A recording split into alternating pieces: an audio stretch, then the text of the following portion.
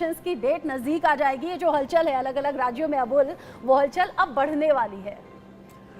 बिल्कुल, हिमांशु जी कुछ देर पहले यही बात बता रहे थे, समझा रहे थे। और मनु शर्मा भी इस वक्त हमारे साथ हैं, उनसे भी ज़रा बात कर लेते हैं। क्या स्थिति है मनु जी? देखिए, राजस्थान के अंदर बात करें राज्यसभा सीट की तो केसी वेणुगोपाल है वो केरल के अलुजप्पा से जीत करके आ गए हैं लोकसभा सीट। तो अब इसके बाद में यहाँ से राज्यसभा की सीट उनकी खाली होगी। हालांकि जून 2026 तक का उनका कार्यकाल है, लेकिन अब जब लोकसभा से जीत करके आ गए हैं तो यहाँ से जैसे ही छोड़ेंगे, इसके बाद में जब हलचल की जो बात कर रहे हैं वो शुरू होगी, क्योंकि कांग्रेस के पक्ष में इतना भारी पलड़ा नजर नहीं आ रहा है। यहाँ पर 74 सीट जो है वो कांग्रेस और उनके गठबंधन के पास में विधानसभा के अंदर, बाकी 115 सीटें भारतीय जनता पार्टी के पास में है। तो ये सीट जो है भारतीय जनता पार्टी के पास जाने की प्रबल संभावना है, जो अभी तक के जो आंकड़े बता रहे हैं उसके हिसाब से।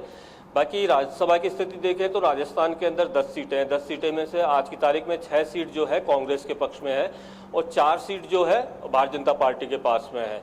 तो अब ये जो अगर एक सीट जो है केसी वेणुगोपाल की जो खाली हो रही है और दोबारा से यहाँ पर चुनाव होते हैं तो उसके बाद में भारतीय जनता पार्टी और कांग्रेस दोनों की 5-5 सीट रह जाएगी।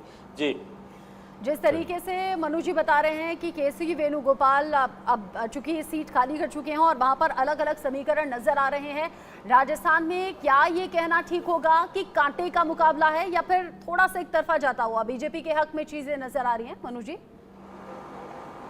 देखिए, बीजेपी के हक में ज्यादा नजर आती है। जो संख्या बल अगर आप देखें तो सीधे तौर पर 74 की संख्या बल तो विपक्ष के पास में, जिसमें कांग्रेस और गठबंधन और जो लोग हैं वो 74 सीटें बैठ रही है, जिसके अंदर बाप पार्टी भी शामिल हो गई, कम्युनिस्ट भी शामिल है, कांग्रेस भी। कुल मिलाकर के 74 सीटें हैं। बाकी 115 का जो आंकड़ा है वो सीधे तौर पर भारतीय जनता पार्टी के पास में। तो सीधा तो गैप बहुत बड़ा है, मतलब भारतीय जनता पार्टी अगर अपना कैंडिडेट उतारती है तो गैप ज्यादा है, इसलिए भारतीय जनता पार्टी का पलड़ा ज्यादा भारी नजर आएगा।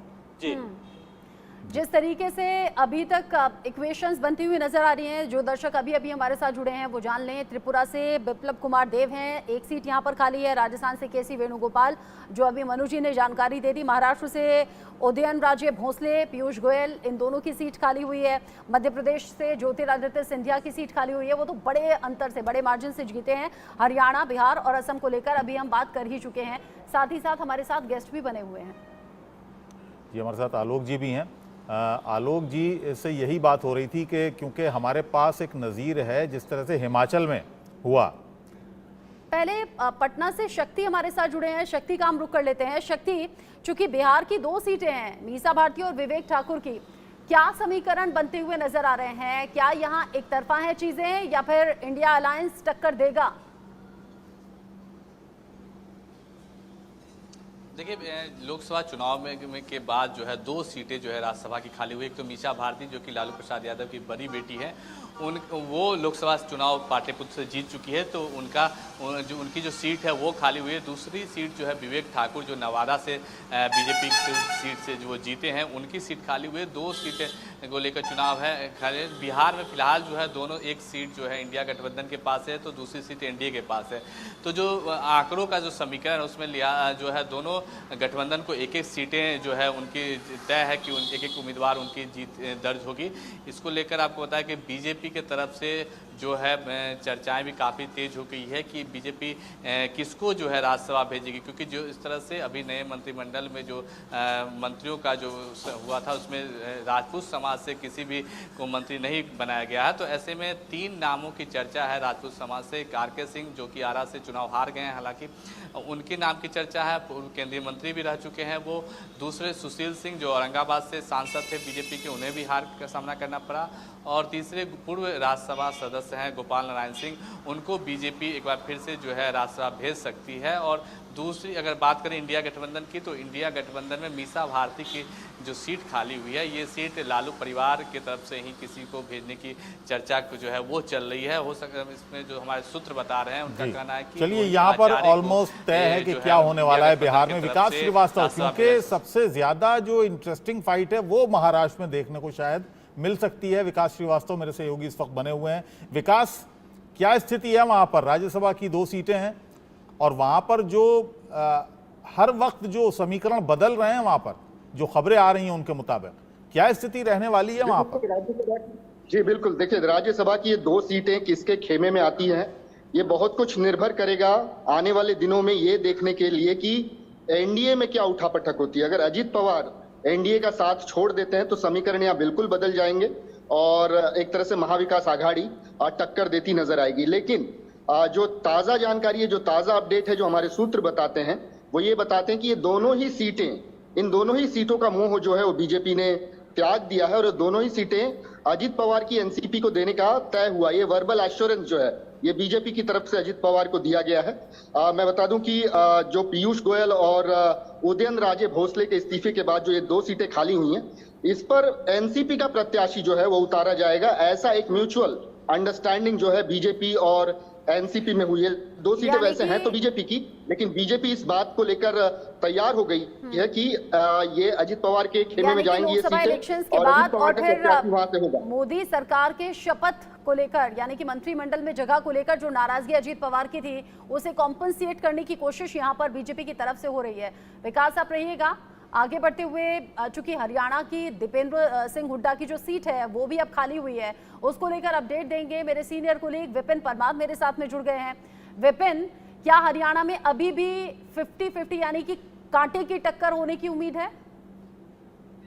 देखिए रचना, आप भी बेहतर जो है जानती हैं कि पिछले जो 2 चुनाव हुए हैं, चाहे वो जो है सुभाष चंद्रा का राज्यसभा को भेजने का चुनाव था या फिर निर्दलीय राज्यसभा सांसद कार्तिकेय शर्मा का, रात के 3:30 बजे तक नतीजा जो है वो आया था। ऐसे में हरियाणा का समीकरण जो है वो दोनों पार्टियां साधने में लगी जरूर हुई हैं, लेकिन कहीं ना कहीं जो गणित है, क्योंकि अब कुल संख्या 90 विधानसभाओं में से जो कुल संख्या, क्योंकि 3 विधायकों की ओर से इस्तीफा दिया गया है, तो ऐसे में 87 जो है वो आंकड़ा है। इस समय भारतीय जनता पार्टी और इंडिपेंडेंट्स का अगर साथ देखें तो उनके पास 43 का आंकड़ा जो है वो मौजूद है, लेकिन दूसरी और विपक्ष की अगर बात करें, यानी कि कांग्रेस, जेजेपी और बाकी निर्दलियों के समर्थन के साथ अगर आप जाते हैं तो उनके पास 44 का आंकड़ा है। लेकिन इसमें पेंच ये है कि क्या, क्योंकि जजपा के 2 विधायक जो है वो भारतीय जनता पार्टी को समर्थन दे चुके हैं, ऐसे में वो 10 का आंकड़ा 8 कर लीजिए। इसी के साथ साथ अगर बात करें जो आईएनएलडी के विधायक है अभय चौटाला, वो भी कहीं ना कहीं जो है वो इंडिपेंडेंट चलते हैं, तो ऐसे में उनकी और किसकी ओर जाया जाएगा।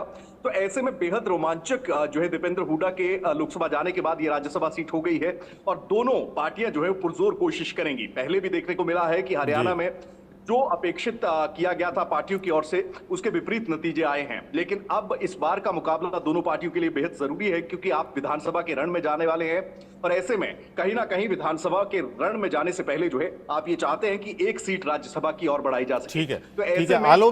आलोक जी, विकास से भी बात हुई और इन्होंने भी हमें जानकारी दी, परमार ने, कि किस तरह से वहां पर आंकड़े क्या कह रहे हैं। 43 और 44 का वहां पर आंकड़ा बताया इन्होंने हरियाणा में।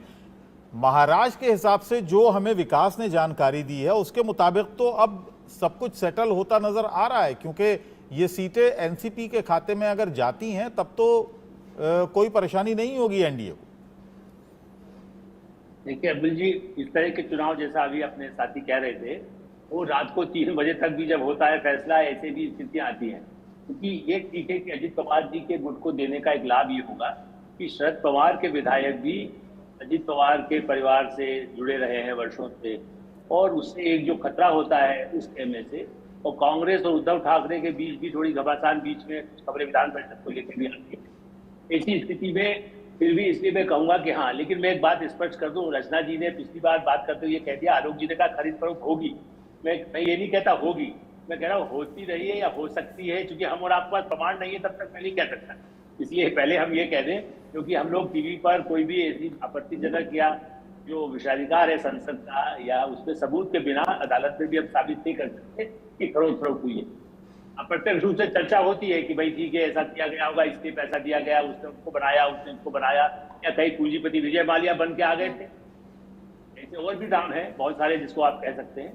तो मुझे ऐसा लगता है कि ये सही है कि महाराष्ट्र और हरियाणा में जिस दिन मतदान होगा, यदि 2 उम्मीदवार, देखिए या तो ये है कि कई बार निर्विरोध हो जाता है, यदि सामने वाला पक्ष कहता है हम खड़ा ही नहीं करेंगे, जैसा मुझे राजस्थान में कोई उम्मीद नहीं लगती, क्योंकि वहाँ 100 जितनी संख्या है, उसके बाद कांग्रेस भी अपनी केवल प्रतीकात्मक सही खड़ा करेगा, क्योंकि वहाँ खरीद फरोख्त की संभावना भी मतलब किसी तरह से बदलने का संबंधों के आधार पर भी नहीं संभव। लेकिन हाँ, महाराष्ट्र और हरियाणा में एक दूसरे को यदि कहीं जोड़ तोड़ की स्थितियां बन सकती है, की संभावना से और आप चलिए, ऐसा इनकार नहीं कर राजनीतिक इंटरेस्ट तो बना रहना चाहिए, खबरों में भी थोड़ा इस तरह से रुचि पैदा होती है और कभी कभी आश्चर्यजनक जो नतीजे होते हैं वो भी आपको और हमें चर्चा करने पर मजबूर करते हैं। आप सभी गेस्ट रहिएगा हमारे साथ में। कुछ और राजनीतिक पहलू हैं, भले ही लोकसभा इलेक्शंस ओवर हो गए हैं, सरकार का गठन हो गया है, लेकिन और भी कई राजनीतिक पहलू हैं जिन पर आपसे बात करेंगे। आप सभी बनी रहिएगा। एक बहुत छोटा सा ब्रेक यहाँ पर।